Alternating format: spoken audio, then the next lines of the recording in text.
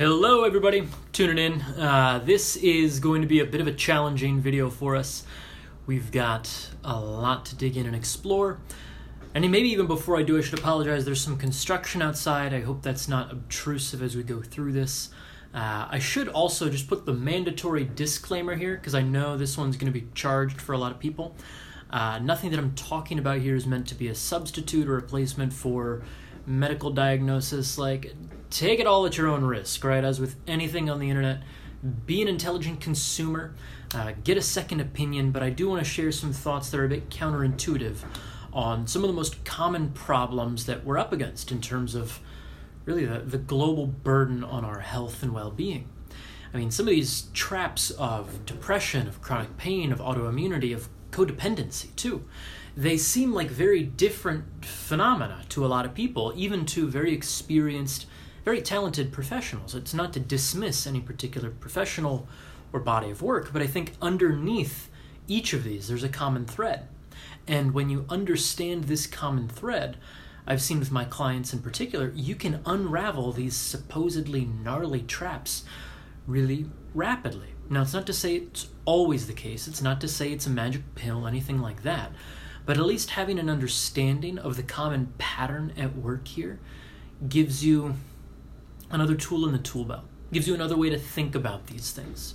And if we can think about our problems in more intelligent ways, if we can come at them from other perspectives, well, go figure. We have a lot better chance of successfully navigating what otherwise might be a long chronic diagnosis and a hell of a struggle. I mean, anyone who knows anybody dealing with depression, chronic pain, autoimmunity, codependency, it's not a fun way to live life. Like, it's a hell of a trap. It's a good way to suffer through life. It's not a good way to live life, or particularly not thrive in life. So what do we do underneath all of this? What is this common pattern? I think to maybe put it in perspective for you, we might look at kind of the hyperbolic example of like the first thing a person asks when they wake up after being knocked cold. Now, if it seems a little, totally out of left field, I promise we'll explain it, but really, what is the first thing someone asks when they wake up after they've been knocked out cold? I mean, typically, what they ask, and one of the first things a person checks for in the first responders is like, where am I, right? You wake up and it's like, where am I? And of course, as they're going through and assessing this person in a first responder situation, one of the things they look for is this orientation ability, right? The ability to tell where you are, when you are, who you are, all of this. Now, this is actually really important for us as we go about unpacking some of these chronic issues, this challenge of orientation, because this fundamentally it's perhaps the deepest problem of most of our health issues. Most of the challenges that we're up against can quite often be boiled down to a problem of orientation or a problem of discernment. And I'm going to talk a little bit more about what I mean by those. So I would say first, buckle up. We're in for quite a bit of an adventure here. But without the ability to orient effectively, without the ability to tell who you are and where you are in space, you cannot think and you cannot act. That's just a fact of life, right? Without the ability to tell where you are, who you are, what's going on, go figure. You can't then act if you don't at least know something about the state of the world around you. And a big part of this is the inability to discern effectively. And discern basically is like a fancy way of saying to parse things out, to separate this from that. It's like this, that, black, white, night, day, yeah? The ability to fundamentally tell the differences between things. That's at the root of discernment. Now, to make a little better sense of this, we'll talk through some practices you can explore toward the end of this. But to make a little better sense of this, I want to explain maybe what this means in each of these four very different seeming challenges, problems, right? So let's look at the case of depression as a good example. When someone's depressed, fundamentally what is happening to them is they're withdrawing away from the world, right? Something within them has gotten the hint that their habitual way of doing things just doesn't work anymore. And they're at a place where they're unable to cope with the world around them. So what they do is effectively cocoon themselves up, right? They pull away. They sleep a lot more. They lose their curiosity about the world. They withdraw from social situations. Like, these are some of the clinical things we look for in depression, right? Like, these are the obvious signs of it. Now, what's happening here is we're shifting our focus from engaging out in the world to a more internal focus, right? See, a person who's in a depressed state is at the point where something about, again, their habitual way of thinking or doing or acting in the world, they've reached a point where it is broken down.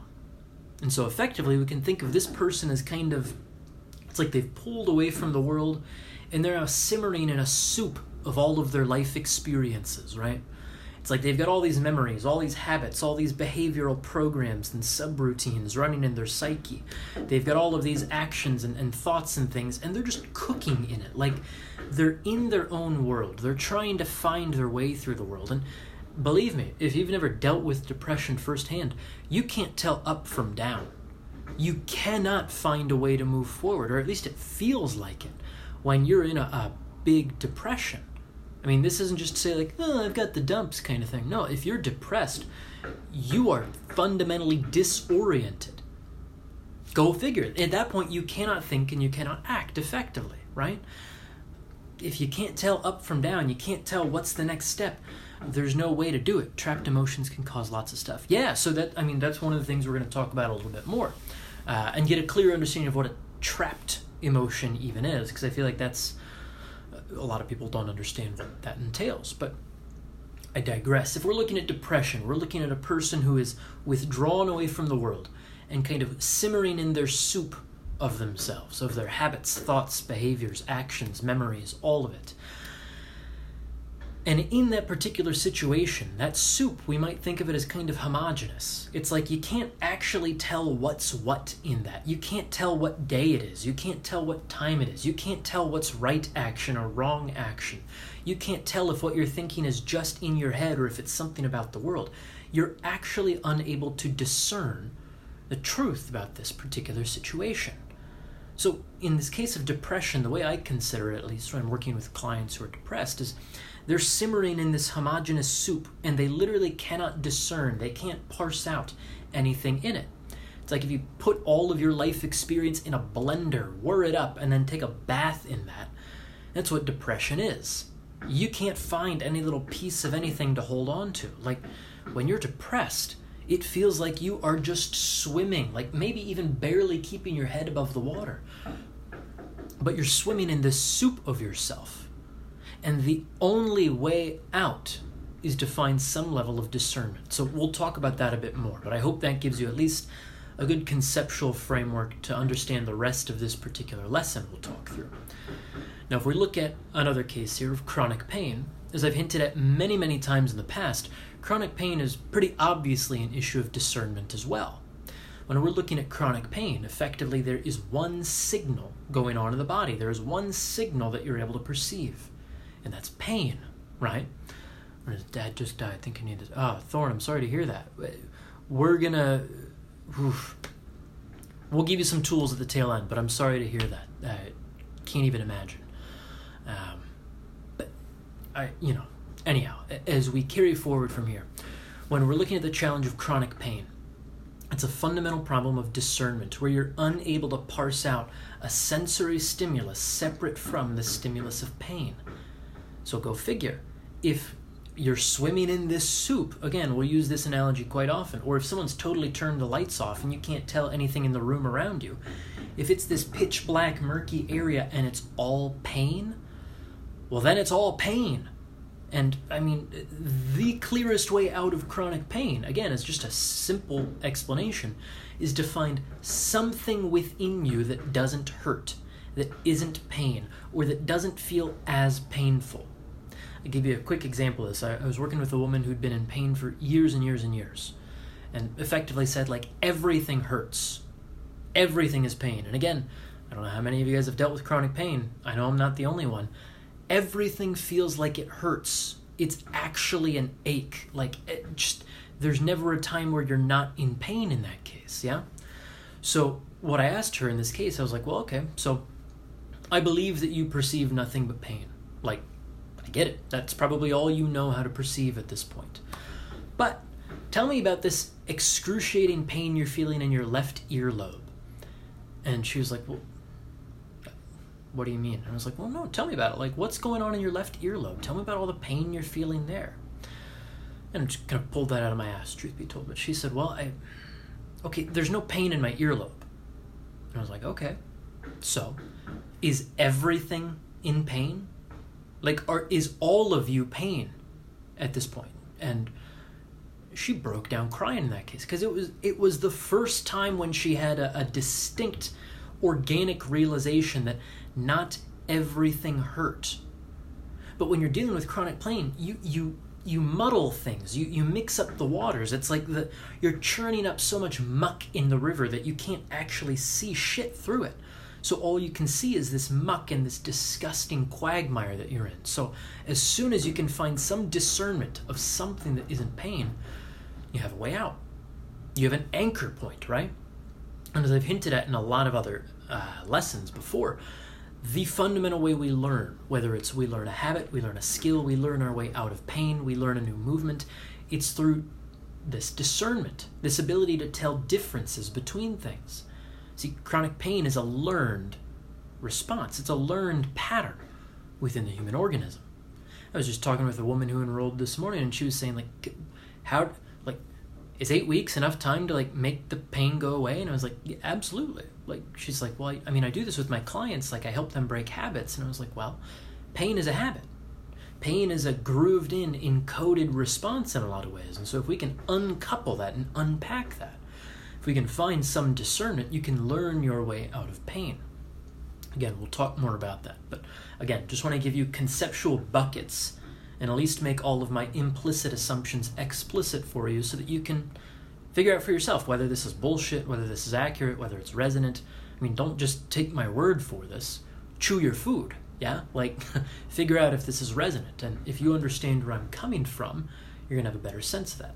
So, there's depression, there's chronic pain. Let's talk about autoimmunity as another challenge of orientation and of discernment. Autoimmunity fundamentally is where the body is attacking itself. You aren't able to tell what is self and what is other. Now, there's a ton of research in the more recent psychoneuroimmunological fields where we explore the links between psychological well-being, immunological well-being, and neurological well-being. And go figure, people can make profound changes in autoimmune symptoms through purely psychological interventions. And thus far, there hasn't really been a good mechanism of why and of how that works, but this psychoneuroimmunological axis can kind of explain that. And basically what that means, because I know that's a big honking word with a lot of syllables that are unfamiliar for a lot of people, it's a link between your nervous system, your mind, your emotional stuff as well, and your immune system. These things are linked. The evidence is clear. The mechanism's a little fuzzy, but the evidence is really clear. Almost impossible to argue with at this point. So in the case of autoimmunity, what we're looking at is a challenge where something within your system is unable to discern self from other effectively. Your immunological response is there to protect you against other stuff, right? Foreign bodies that have made their way in. But in the case of autoimmunity, that same superpower is turned against you. Yeah, you are unable to tell what's you and what's not you.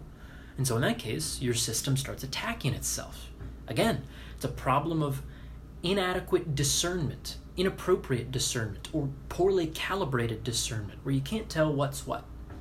I hope you're following along with this. I hope it's not too out there. But I've seen, again, with a number of clients over years and years of this, if we can cultivate a finer level of discernment, reset our internal compass. I've had dozens of clients put their autoimmune symptoms into remission simply through awareness and embodiment practices. Again, we'll talk about some of what those look like at the end of this. I should say too, for anyone who's just hopping in, mandatory disclaimer, don't take this as medical advice, substitute for seeing a doctor, all of that, right? Don't be a fool with it. But you're also intelligent. You can take care of yourself quite effectively, maybe more effectively than you realize. You're not fundamentally broken. You're just not. So with that said, let's take a look at codependency as maybe the more social, more external part of this orientation and discernment problem. So codependency, fundamentally, it's a confluence where a person is unable to tell what's theirs and what's someone else's. We see this a lot too with projection, introjection. The whole world of psychotherapeutic literature is devoted to exploring this, right? How this process takes place in people's lives. Because go figure, if you don't have clear boundaries with other people, if you're either too closed off or you're just blurring into the world and unable to tell you from anything else, your relationships are shit at that point. Again, I don't know if anyone's ever dealt with codependency issues before. It's not fun. And it's not fun for you. It's not fun for the other people, too. It's a mess all around. Partly because everyone's sticking their damn heads in the sand and pretending it's not an issue. But again, when we're looking at codependency, what we're looking at is an inability to discern what are your wants and needs and expectations, and what are another person's wants and needs and expectations. Now, this is purely anecdotal, but the number of people I've worked with who are dealing with codependency issues, autoimmune issues, chronic pain, and depression, it's absurd. Like, these things are so interrelated. So if you're dealing with one of these, you're a ticking time bomb for the other three, because these all, again, share this common root of an inability to discern effectively. Now, I'd like to talk a little bit more, now that we have these conceptual buckets of depression, autoimmunity, chronic pain, codependency, now that we get that, at the root of them, they're all a problem of blurring in some sense. It's like your filters are fuzzy. You can't tell what's what, so you can't tell up from down, left from right, your ass from your face. It's like you can't tell anything from anything. And quite often when you're in these situations, you reach a breaking point where you feel like you don't know anything about anything. So let's talk about what makes discernment so crucial for the human organism, and realistically for any living organism. I mean, fundamentally, if you are alive, you are dealing with the problem of boundaries and discernment, of telling what's you and what's something else. Now, when I'm working with clients on boundaries, we use the example of a cell quite often. It's like you draw it out on a piece of paper. You've got a cell. And the only way a cell stays alive is if that cell knows what is cell and what is not cell, right? That's what the cell wall is for. It's to block out the noxious shit, the bad stuff. It's to take in the good stuff, and it's to expel the waste, right? So without this semi-permeable boundary, that cell can't survive. That means life doesn't exist without boundaries, without discernment. Now, this is the way that our nervous systems operate. Even before there were nervous systems, this is how life operates, is through discernment. Now, a lot of cognitive theorists will say that this is like a cognitive process. And they don't mean that in the way that we often think about this, is like, I'm going to think my way through this. What they mean by cognitive is that it's a system that has this ability to discern, right? A cell knows what is good and what is bad, what is yuck and what is yum. Yeah? A cell knows that. Now, it's not because it has a brain, it's not because it has a nervous system, but if it didn't know that, again, it wouldn't exist. It wouldn't be able to take in what it needs from the external world. It wouldn't be able to expel waste. It wouldn't be able to keep out what is noxious or toxic toward it. So this problem of discernment isn't just a problem of us and our particular health issues. It's a problem of life itself. Like, without effective boundaries and discernment and orientation, life doesn't work. Let alone life as you and I know it and love to live it, yeah? So when we're going about learning something, the only way we can learn is when we can perceive. And the only way we can perceive is when we can tell the difference between things. It's like the only reason I know to look into this camera right now is because I can tell that this phone is not all of the stuff that isn't phone around it. That fundamental discernment lets me figure out where to look. Now, of course, I'm not just looking anywhere on the phone, because it's like, oh, that stuff is camera stuff, I should look at that. That other stuff isn't camera stuff, I shouldn't look at that. Now, that's a weird example too, but we might give you another one. If you're trying to find a there's a penny on the carpet. That's kind of convenient. The reason I can tell there is a penny on the carpet is because that sensory information coming into my visual system shows news of difference. Like there is stuff there that is different. Something about that penny is different from something about all the other stuff around the penny. It's a different color. It's a different shape. It's a different texture. It's a different material, right? This ability to tell the differences between things is fundamental. There is no other way that we can learn, or even that we can perceive, right? That contrast is that's a rule of life. Like, not to get too into the wisdom traditions and the spiritual traditions, but in the Buddhist tradition, for example, there's this idea of codependent arising, where it's not like I can't even think of it's like I only exist because everything out there exists as well. But what that's fundamentally saying is that the relationship there is key. And that relationship only exists when there are things to be related.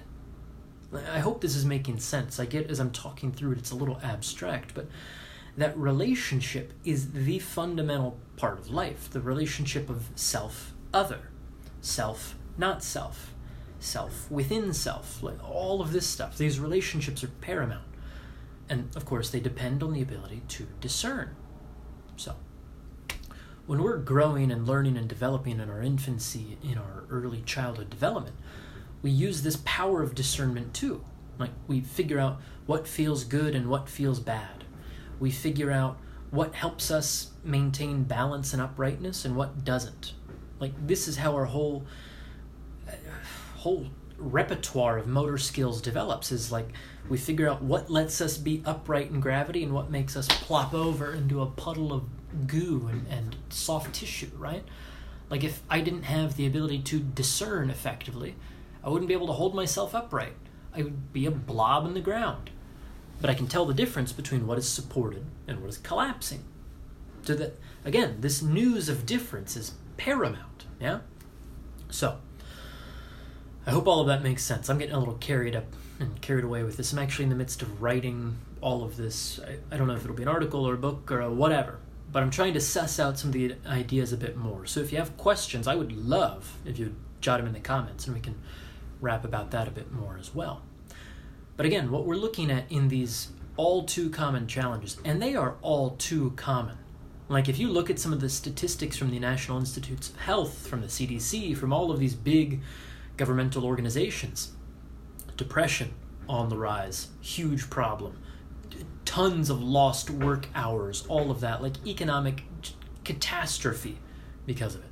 Chronic pain, similar freaking thing. Like, the cost, an average person with chronic pain, it's probably going to cost them $5,000 a year extra just to exist, just to cope, just to tread water with that shit. Like, talk about an economic burden there, not to mention, like, how much it totally jacks up your whole quality of life.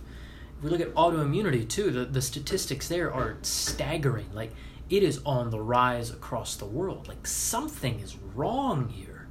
And then codependency, I actually don't know any statistics about that, but anecdotally I know that, like, most people don't know how to be in a relationship like mature adults. Maybe it's just like the average person, I don't know, but it's very rare where you find two people in a relationship and they're like, I am I, you are you. Let's be adults together, yeah? Most people are just like falling over themselves trying to appease someone, or they've got like the tyrant thing of putting someone under their thumb, right? Most people don't know how to engage in relationships in any sort of mature way. Lack of income, etc., etc. Yeah, there are these problems. It's bonkers how interwoven they are. That's a good call, Daniel. The whole body-money relationship thing, I teach a course on that a couple of times a year. That's a whole other can of worms, but similar problem.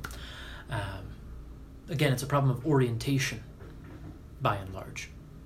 But anyway, what we're looking at with these big freaking problems, like societal level problems, which of course are made up of millions of individual people suffering their way through it too. Depression, autoimmunity, chronic pain, codependency. These things are problems of discernment. Now again, if you want to find your way out of it, it can kind of be helpful to deal with the symptoms. It's like, sure, put out the fires, I guess, if they're actually on fire, but like, don't just play whack-a-mole with the symptoms of these things. Don't continue on the treadmill of thinking you have to cope with a problem. Like, if the only thing a particular intervention is doing is helping you, like, get by and cope with a problem, it begs the question, are you really damned to have this problem for the rest of your time here on Earth? I don't think you necessarily need to be. Now, I don't know the particulars of your situation, so again, consider this the disclaimer. This is not a substitute for medical advice. We're all adults. We can all be intelligent about this. But it does beg the question, are you actually stuck with it? Or, rather, as I prefer to think, as I try and work with my clients, if we can dial in your ability to discern more effectively, to actually reorient yourself to yourself in the world around you, can we make rapid headway? And I've had folks who've put autoimmune challenges into remission in a matter of days. It shocks me. Like, really, every time I even say that, it's like, is that possible? It's like, well, apparently so, for that person at least, and I'm not going to argue with that person about their experience of themselves. That's crazy. But if we can improve someone's quality of life rapidly by cultivating a finer sense of discernment, our ability to perceive more effectively ourselves and the world around us, let's freaking do it. Now, fundamentally, what discernment comes down to is awareness. Like, there's a reason I beat the dead horse of awareness, is that that's fundamentally what we need to cultivate. No matter what kind of change we want to make, you've got to at least have awareness of what's going on now and what you'd like for yourself. Now, it's not to say that we can just manifest or visualize our way there, but that's a necessary first step, is knowing a bit about what you want for yourself. If for no other reason, then that sets up kind of a gradient of sorts. It's like, if I'm just here by myself and all I can think about is the homogeneous soup of my own suffering, well, that's not good. The fundamental discernment is like, well, what would you like instead? Like, let's bring awareness to what's going on now. Let's take our heads out of the sand. Let's put on our big kid pants, and let's take a good, honest look at the situation at hand. How bad is this? What's it affecting? What's going on in your life? Where else is this showing up? Like, what are the contributing factors? What's your experience of this like? What do you notice right here, right now? You can get so much mileage out of just sitting with yourself for 5 minutes and verbalizing your answers to the ongoing question. What am I aware of right now? What am I aware of right now? I'm talking into the camera. What am I aware of right now? It feels really good to take a deep breath in. What am I aware of right now? There's construction that's kind of pulling my attention. You just talk to yourself about what you're aware of right now, at least to cultivate that awareness. That's not insignificant. It's a simple question, but it's not insignificant to actually bring awareness to what it is you notice. The question I always use when I'm guiding embodiment practices is like, how do you know that you have a body right now? How do you know that you are a body right now? What are the sensory cues coming from this physical apparatus that let you know you exist, right? Whether it's pain, whether it's tension, whether it's movement, whether it's temperature gradients, whatever it is, what do you notice right now? That's big. Now, you could ping pong back and forth between that and another important question, which is, what do you want? It's like, what am I aware of right now? And what do I want? And if I move back and forth between those, what I'm starting to do is mobilize something in me. Like, that's the fundamental discernment. If I've got a problem I'm dealing with right now, it's so easy to get caught in the muck of it, right? It's like, if you're dealing with depression, again, like, that's a sticky trap. Like, it pulls you in. Same with same with all of these, right? So what makes them such insidious traps is that they pull you in. Like, on a neurological level, they pull you in. That's the path of least resistance. So make no mistake, it takes work. It takes an energetic expenditure to break out of this trap and to find some new way of being in the world, some way of acting and thinking and engaging in the world around you. It takes effort to do that. It takes energy. But what else are we going to do? mean, if we don't put that energy in or find some support in order to do so, then we're stuck. So anyway, that can be our fundamental discernment. It's like, what are you aware of right now? And what do you want? And again, that's necessary but not sufficient. It's not enough to just know what you want and what's happening. But it's necessary to know what's happening and what you want. Because again, that's a discernment between this state of things right here, right now, and that state of things at some point and place in the future. Now again, what that does is it kind of sets up a gradient. It's like, if I imagine I've got a puddle of water, we might use that homogeneous soup idea of depression again. If I've got this homogeneous soup, it's not going anywhere as long as I can't discern anything, as long as there's no difference here. But as soon as I know what I'm aware of now and what I want, I create a gradient. I create a difference. I create context for discernment. Now, if we use that water or that soup analogy, that water can flow at that point. That soup can go somewhere, yeah? So as soon as we know what we're aware of and what we'd like instead, even if it's just like, well, I'd like to not ache all the time. I'd like to not wake up and feel like death. I'd not to wake up more tired than I went to bed. Like, whatever it is, as long as you can tell something about the situation and find that discernment, you mobilize something within yourself, right? We are fundamentally geared to complete gestalts.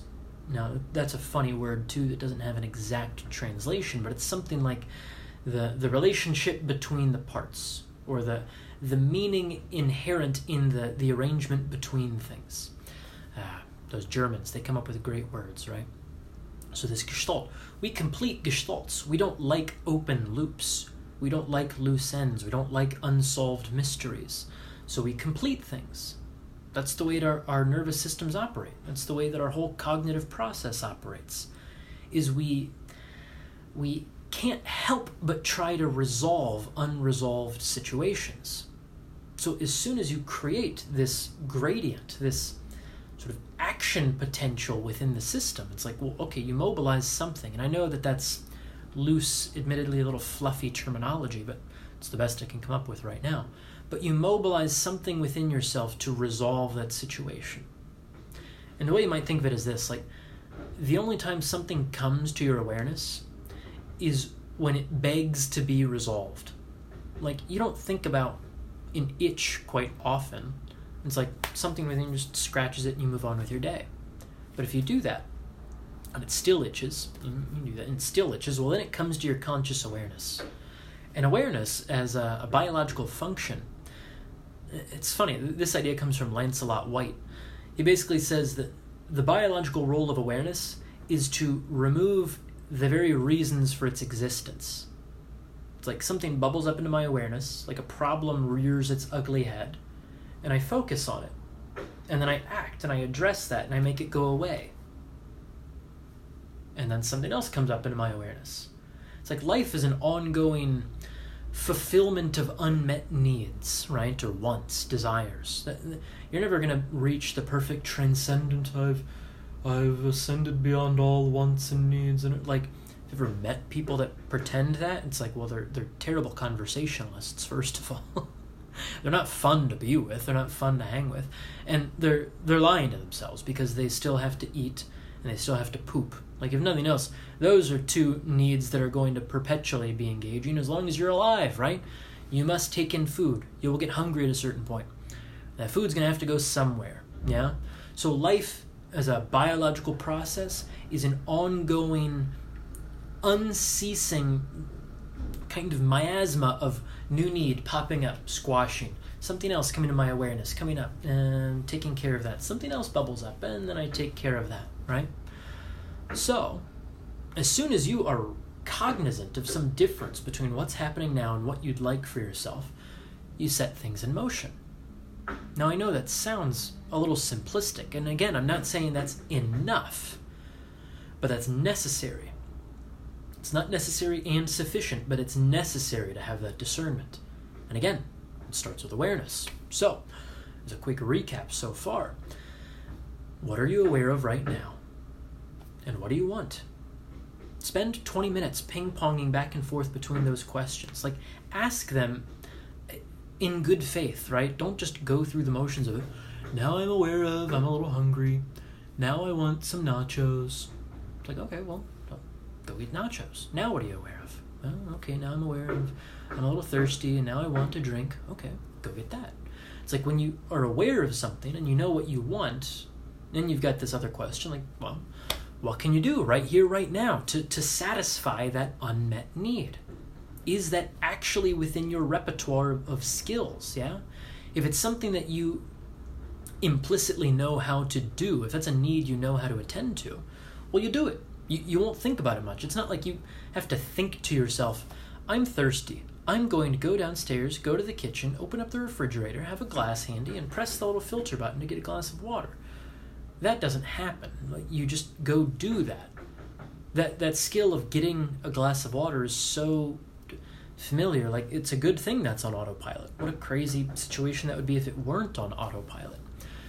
But again, you've got the situation then where you can ask, well, okay, if this problem keeps coming up for me, maybe I don't yet have the skills in order to process this or to cope with this. It's like, okay, so if you don't have the skills, do you at least know resources where you could look? And then, okay, it's like, well, so you have resources there. Are you making use of those resources? It's not enough that they're there. Me having these books on the bookshelf doesn't do anything if I don't read them.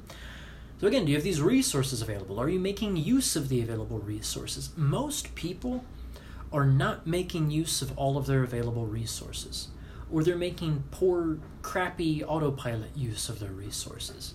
They're taking their relationships for granted rather than asking for and receiving the help that they so desperately need. I played that game for a long time too. So believe me, this isn't like the glass house stone throwing phenomenon. It's like, I liked to pretend that I had no needs, that I was totally self-sufficient and all of that. Go figure. I was miserable. My relationships weren't great. It was always like a little step removed. That was a problem of like too tight boundaries, yeah? So anyway, all of this to say, I'm hoping again that this is making sense for you. When we're talking about depression, autoimmunity, chronic pain, codependency, they're problems of faulty perception and discernment and orientation.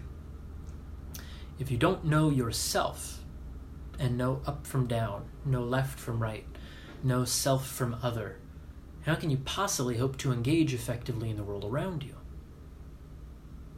You can't. Again, there's that idea of like when someone's knocked out unconscious and they wake up, the first thing, because they can't act or think until they know the answer, is, where am I? It's like, well, you've got to know where you are if you want to do anything in the world. If you're struggling to figure out the next step, it's really helpful to figure out, like, well, where the hell are you standing now? If you're ass backwards or head over heels, or you can't tell up from down, it's like, you've got to figure out what's the ground you're standing on. And I mean this quite literally too. Like this, even this sense of like, where do you feel the ground underneath you? I can think of a couple of clients I've worked with there, even just basic kind of awareness of the ground practices. We didn't do a whole lot else, and they put autoimmune symptoms into remission just by figuring out, like, where do you actually feel contact with the ground underneath you? Because they were saying, someone tagging someone, that's cool. Thanks for sharing, by the way. But they were basically saying, these clients of mine, they're like, I'm so scattered, I'm all over the place, I'm doing blah, blah, blah.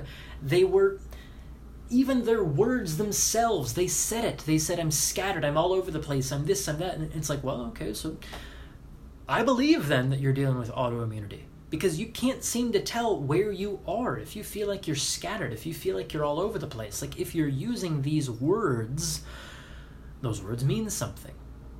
And the reason why we know what these words mean, this is part of an upcoming kind of, I guess it's a podcast or a video series I'm putting together. I'll have the episodes up sometimes next week, so be on the lookout for that. That'll be fun. But these words mean something, and we only know what they mean because we get an embodied sense of what they mean. Like, we know what a person who is scattered is like, because we can imagine the embodied experience of being scattered or all over the place, right? Someone who's flaky, they're like wispy, little whimsy things that you can't hold them down. They have no substance, yeah? So what I ended up working with on these clients in particular is like, well, hey, okay, where are you right now? Let's stick with the obvious stuff. People try and dig into all of these, like, you know, the overly abstract, overly analytical, the why behind it, as if you could ever figure out one root cause why. These things are complex, but let's talk about the how of it and the what of it. That's something you can actually sink your teeth into, and when you do, you can make a change. So I asked, like, obviously, where are you right now? If you feel scattered and all over the place, I don't think that's true, because I can see you on the screen right now, but where are you? And she was like, well, I'm on my patio. You know, I'm in, I forget, Naples? She may have been in Naples at that point. I think. We'll just say on my patio in Naples. It's like, okay, I'm on my patio in Naples. It's like, okay, so are you all over the place? Again, it's a silly question. It's an obvious question. Are you all over the place? It's like, well, no, I'm here in the place. It's like, okay, great. So with that, now that you know kind of where you are, what do you feel underneath you? Like, where do you actually feel contact with some sense of support underneath you? It's like, well, okay, underneath my pelvis on the chair, and it's a little heavier on the right side than the left. And again, these are obvious cues. They're simple. We get so wrapped up looking for something overly complicated, but the essence of a thing is implicit within the first obvious little seed of the thing. And I know that's a weird thing too, and we'll save that for a whole other day, but let's just look at, like, everything you're looking for, it's rooted in the obvious stuff. You don't need to go on like a 1,000-year journey or a wild goose chase to puzzle this out. Obviously, where are you? Obviously, where do you feel the ground underneath you? And so for her, that simple practice of, like, okay, here I am, and wow, okay, here I am, it anchored her in some sense. It's like she had this deep embodied experience then of being placed somewhere. So she was no longer scattered. She was no longer all over the place. She was here. She was cohesive. She was in a place. And it was beautiful to watch this unfold over the span of like a few days. Again, like, autoimmune challenges into remission, and then, like, the clarity of thought there, the connectivity to the world was there. It was beautiful. Like, started this incredible new business, like, traveling around the world doing these incredible movement retreats. It was just like, you go, girl. But all of this to say, like, the problems of discernment are gnarly. They are massive. And we spend so much time exploring the wrong threads. We pull on the kind of surface level threads of things. It's like, well, take care of this symptom, numb that symptom, get that.